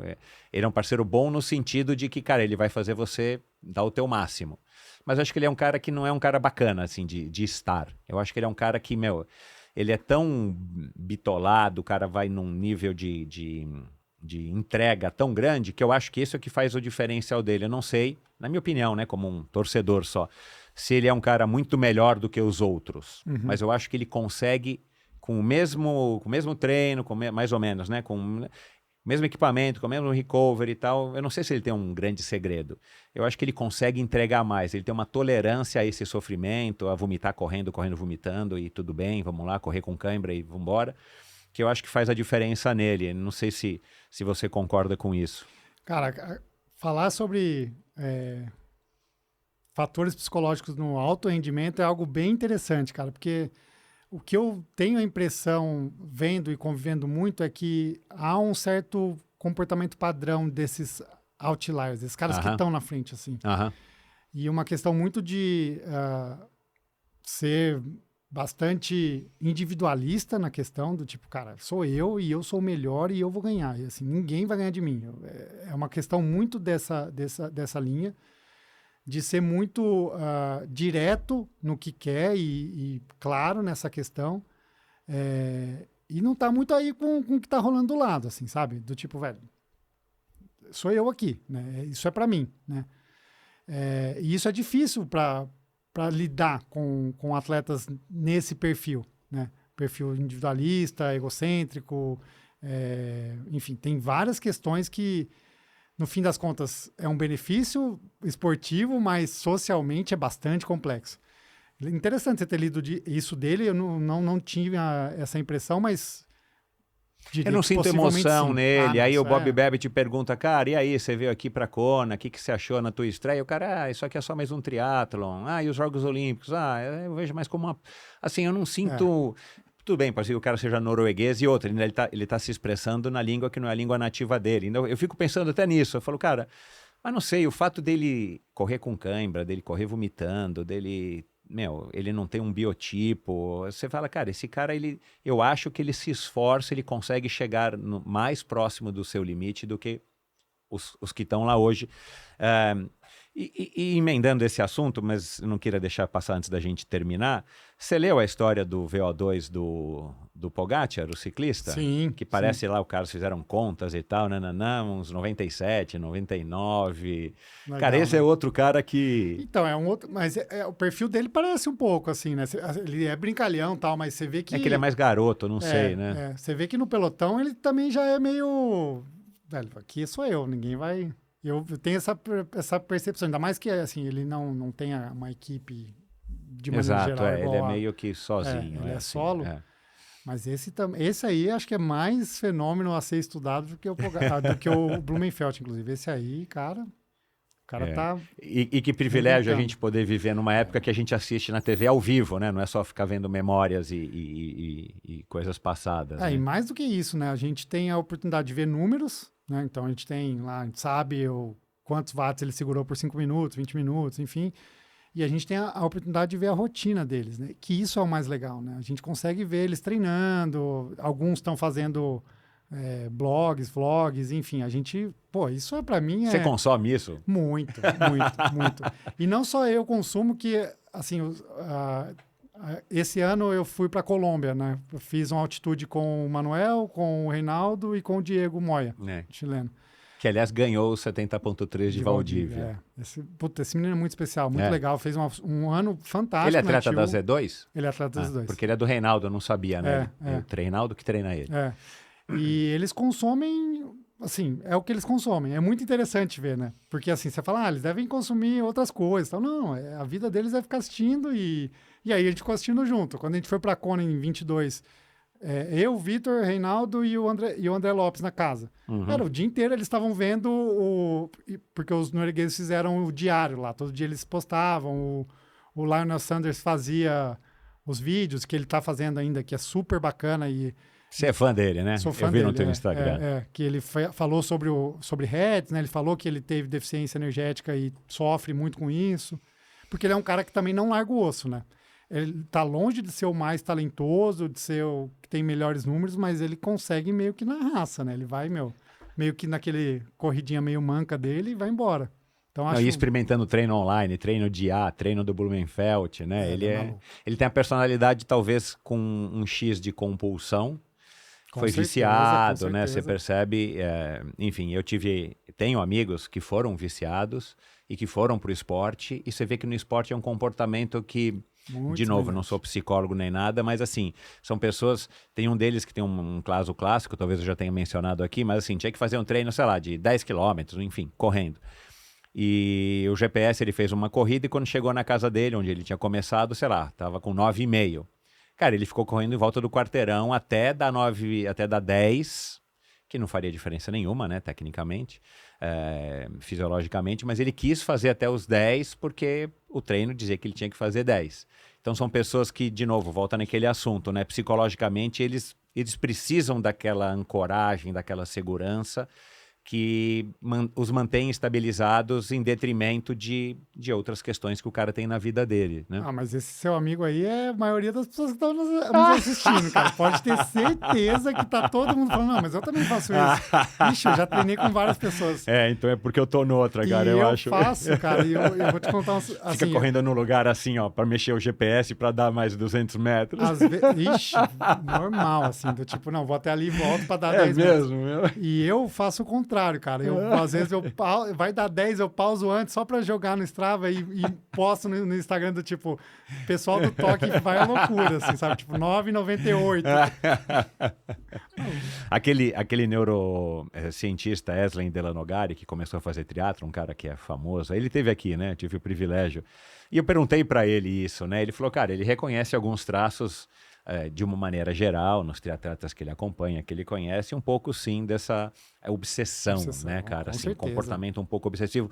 E, de novo, aquela coisa, né? Não sei o que veio primeiro, se é o ovo ou se é a galinha, mas, assim, o triatlon, ele exige um pouco disso, mas, ao mesmo tempo, ele atrai, porque eu acho que a pessoa que não curte isso, ela até pode fazer um ciclo de Ironman. Mas o cara aí depois vai embora, ou o cara oscila, né? Treina e para, aí depois treina e para, aí o cara ganha peso, aí perde, vai fazer um Ironman, aí para. Eu acho que a pessoa não consegue se adaptar nesse estilo de vida. E o que te atraiu, cara, no estilo de vida de triatlon? O que tem o triatlon que lá atrás, você vendo, eu citei que você viu uma moça, né? Que não tem nada a ver com namorada nem nada. Você viu uma moça lá fazendo isso nos treinos de natação, ela nadava com vocês e ia pedalar. E você falou, pô, ela tá nadando pra caramba, ainda sai aqui pra pedalar? E isso te chamou atenção e você resolveu experimentar. E aí você experimentou, obviamente, você gostou. O que você viu, cara, que te deu esse barato que você fala, cara, esse é o esporte que eu quero continuar praticando e continuo até hoje? Cara, eu acho que o que me move é muito o desafio. Acho que talvez seja essa de testar o limite, eu gosto dessa questão de, pô, será que eu consigo? De ter essa dúvida e depois falar, caramba, consegui, que legal. E nesse momento que eu consigo, ou estou perto de passar o limite, eu acho que essa aura que a gente comentou do vídeo, que é caramba, velho, olha, não imaginava, né? E eu acho que é isso que me levou pro triatlon, né? De, pô, será que eu consigo? E quando eu estava no colegial, e vai amarrar todas as histórias, eu nadava na EP, né, que era onde eu via a Rose, que é essa triatleta que nadava com a gente e depois saía para pedalar. E o meu treinador de educação física, meu professor de educação física, ele tinha feito um Ironman no Japão. E aí, uau, cara, que legal! Exato. Ele era, enfim, dessa época, eu estava no colegial em 2002, e ele tinha ido para o Japão para fazer um Ironman. E ele me contou, falou, cara, fui para o Japão, fiz uma prova, um Ironman, triatlo. Como assim? Como é que é isso? Aí ele contou, eu falei, cara, legal. Aí agora, 2025... em 2024, um paciente entrou no meu consultório e falou, eu vou fazer Ironman no Japão. Eu falei, não existe Ironman no Japão. Acabou, não tem mais. Não tem, voltou.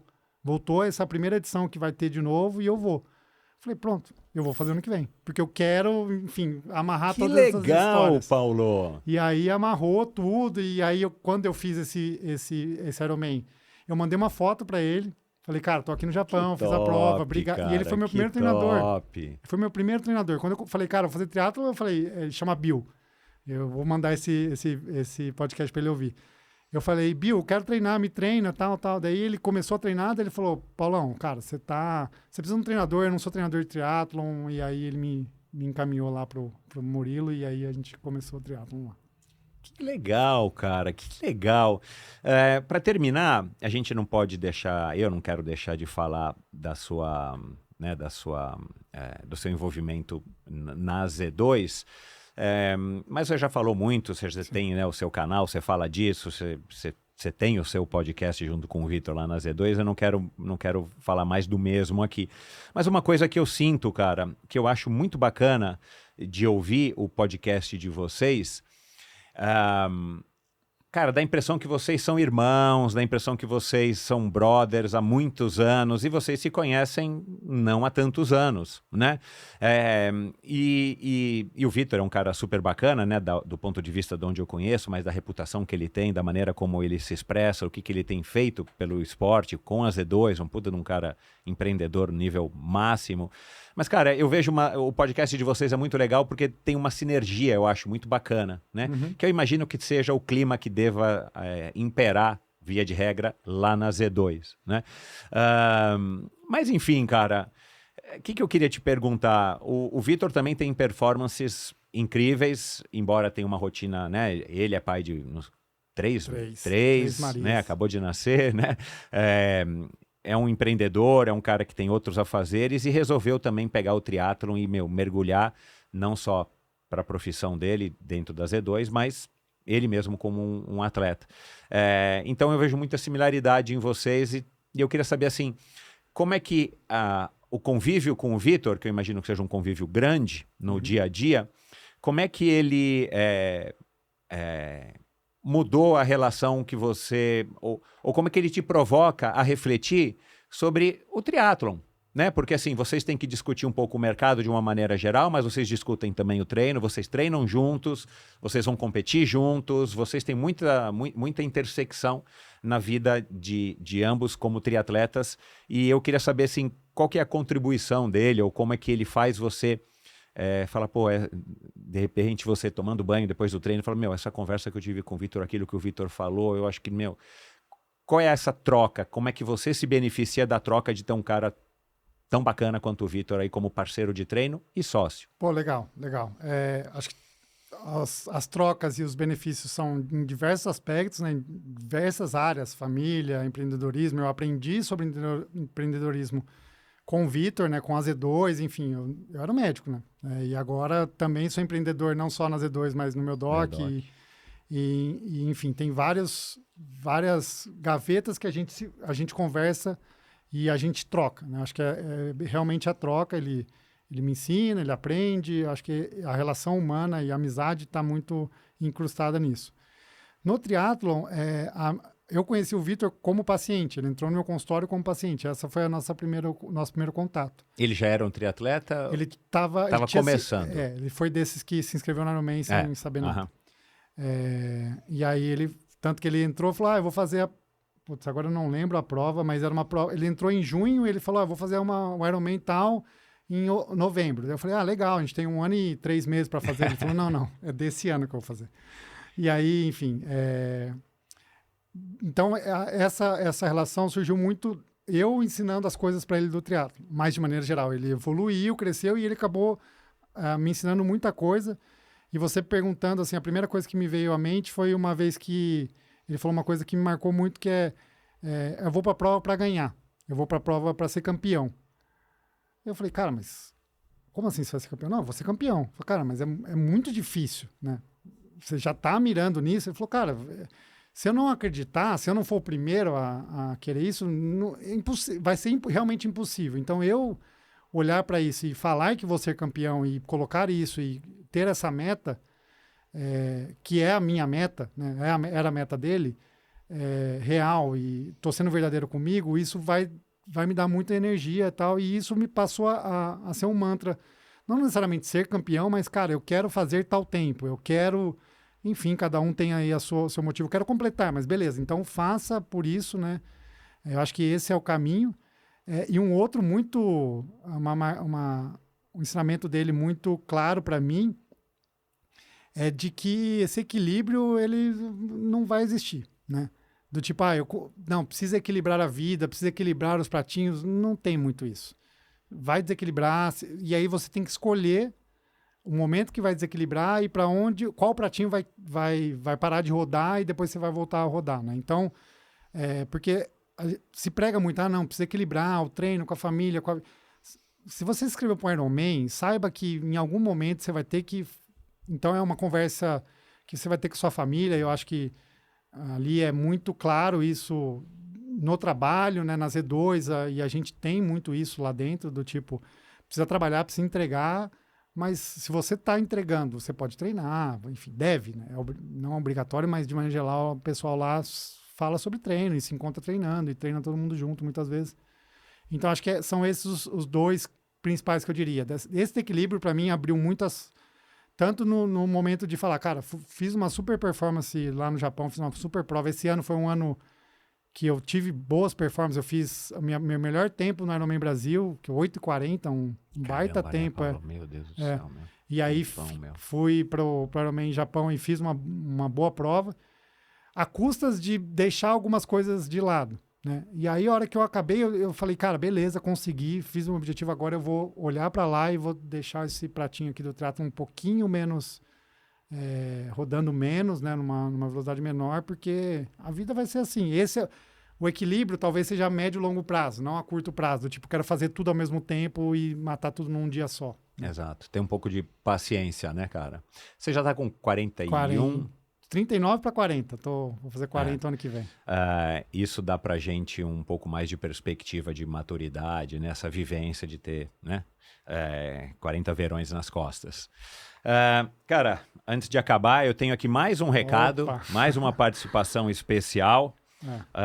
Não repara o traje ou a posição, mas eu quero ouvir aqui. A minha relação de esporte e triatlon com o Paulo mudou quando eu conheci ele, porque eu vi que dava para competir, performar e se divertir de uma forma leve, mas ao mesmo tempo séria. A gente foi para Kona juntos, a gente realizou vários sonhos de atleta amador assim juntos e já fez inúmeras aventuras e loucuras. Então acho que a gente se complementa aí entre Debbie e Lloyd de não só topar essas loucuras, mas topar elas e fazê-las bem feitas. Acho que a gente tem muita história boa junto para contar e no fim eu acho que é assim que vale a pena seguir fazendo o esporte. Então conhecer o Paulo me deu a longevidade no esporte, de ter um amigo, um irmão que me ensina e me carrega nas loucuras juntos e que me inspira a buscar e fazer sempre melhor. Esse cara é demais. Um beijo, Paulo. Beijo, Michel. Abraço. Ah, que legal. Obrigado, Michel. Ele pediu desculpas que ele fez na cama, né? Ontem às 8h30 da noite, porque eu combinei com ele de manhã ele me mandar isso, mas ele entrou na rotina lá e eu falei, não conta pro Paulo, eu não sabia se ele estava contigo lá e tal. Ele deve estar cansado ainda do Então, foi 8 e pouco que ele falou, cara, eu vou fazer da cama. Ele já estava aí na cama. Cara, legal, obrigado. Pô, mais uma emoção aí. Pô, hoje o dia tá aqui já é uma emoção, receber essas mensagens é muito legal. Mas eu acho que é isso, assim, a gente troca muito e é legal porque a nossa amizade é próxima, mas ela ficou muito representativa, né? Então, o pessoal, tipo... e a gente criou uma disputa num começo, brincadeira, do tipo, cara, o trato tá muito chato, todo mundo falando de tempo, vamos criar a nossa e vamos tirar a onda disso, Exato. sabe? Só que a galera pegou pilha.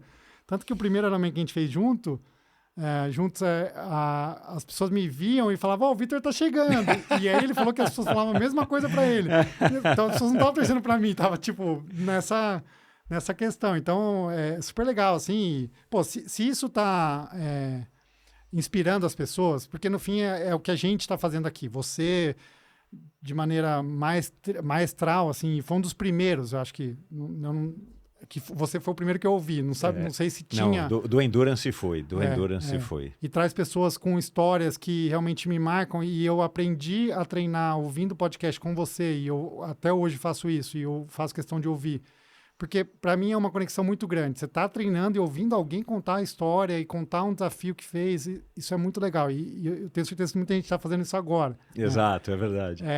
Então, assim, é muito legal trabalhar nesse caminho de mostrar um lado legal do esporte, né? Não querendo, enfim, puxar a sardinha para o nosso lado e falar que a gente está certo, mas às vezes a gente olha nessa produção de conteúdo infinita, muita gente indo para uns caminhos que talvez não sejam tão legais, assim. Você fala, cara, não é por aí, sabe? Ou lacrando muito, essas coisas que às vezes machucam e por isso que eu comecei a fazer, né? Eu lembro, eu vim de Maresias, né, como você contou, em 2016, e eu estava num ano sabático, eu estava em outra vibração, e eu caí em São Paulo, né? Um cara do interior. Meu Deus do céu, meu. E aí todo mundo conectado 24 horas, eu nem tinha Instagram, e aí eu... Não, você precisa ter Instagram, você precisa promover, você vai ser médico do esporte e tal. Aí criei e beleza, criei e tal, e aí comecei a assistir, eu falei, não, cara, preciso pregar a palavra, eu brinco que é a palavra que a gente tem. Eu preciso falar um pouco sobre, que não é só sobre isso, sabe? Não é estética, não é performance a todo momento. Se a performance te agrada, vá atrás da performance, mas não esquece a essência, né? Exato. No fim, só para terminar, para não estender muito, desculpa, mas você tocou em vários assuntos muito oportunos e a gente falou sobre a questão da dependência. E o ano passado, 2023, eu tive um momento que eu me perdi um pouco no esporte. Eu abandonei prova, assim, sabe? Eu tava meio machucado e meio que comecei a me questionar do que eu tava fazendo, porque eu acho que talvez essa questão de exposição me pesou muito, né? Eu tenho que ir bem, porque eu tô representando tal marca, tal.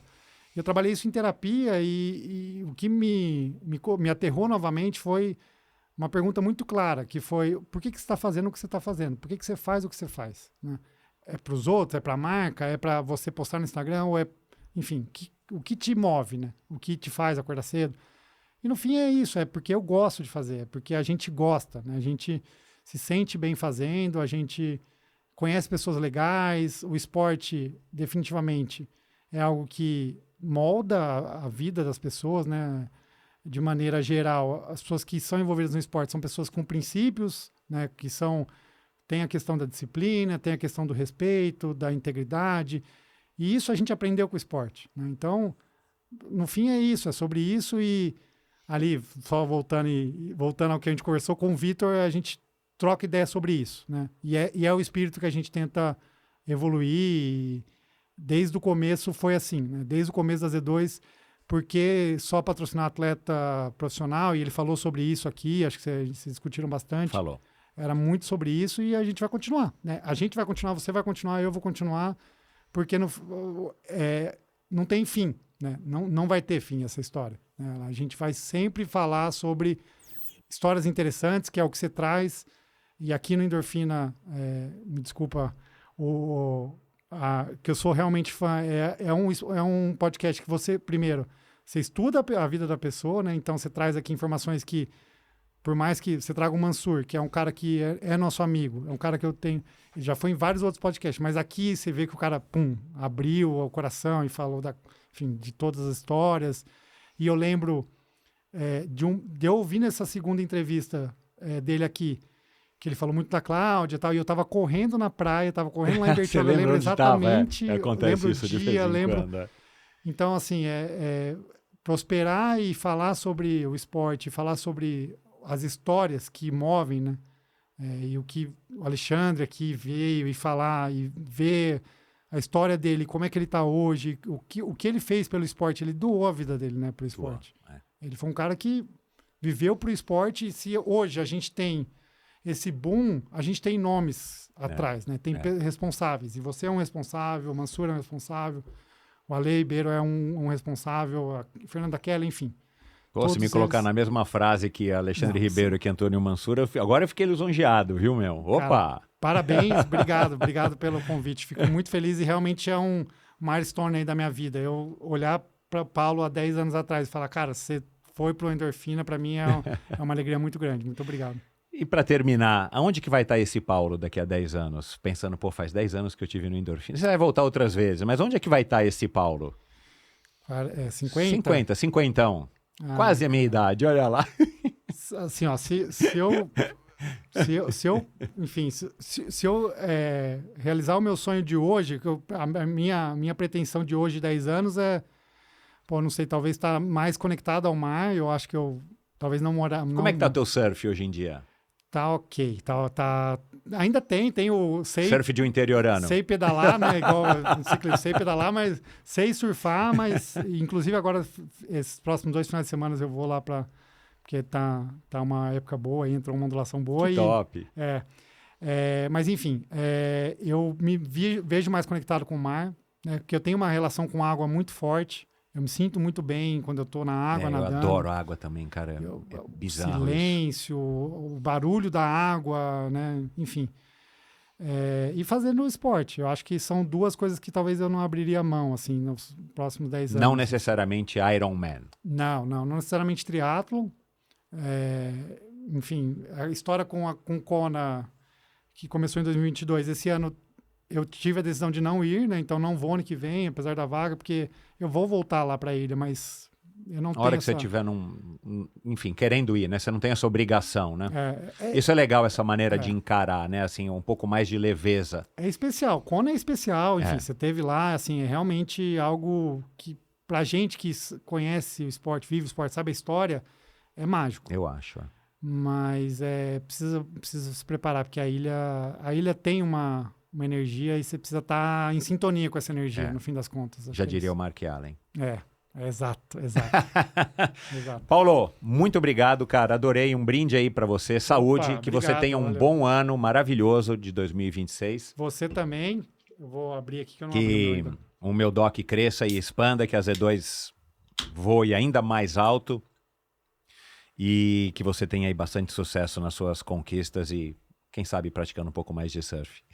Obrigado, tomara, obrigado pelo desejo. Legal, cara. Também. Obrigado. Um abraço, valeu, um bom ano. Valeu. Pessoal, muito obrigado. Que bom que vocês estão aqui comigo de novo no primeiro episódio de 2026. É um prazer contar com a sua audiência.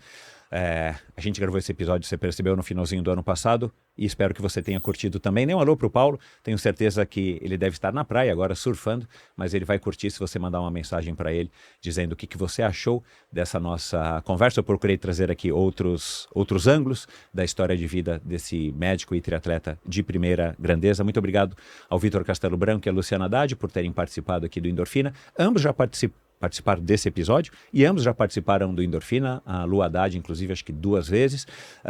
Inclusive, eu já participei do podcast dela, o Fala Lu. E quero lembrar aqui, então, do Pedro Cianfarani e do Henrique Frigeiro, que participaram da Barkley Marathons. essa corrida que o Paulo aqui mencionou no começo do episódio. O Pepe Fiamoncini e a Carla Goulart, que eu já mencionei aqui também durante o episódio, já estiveram por aqui.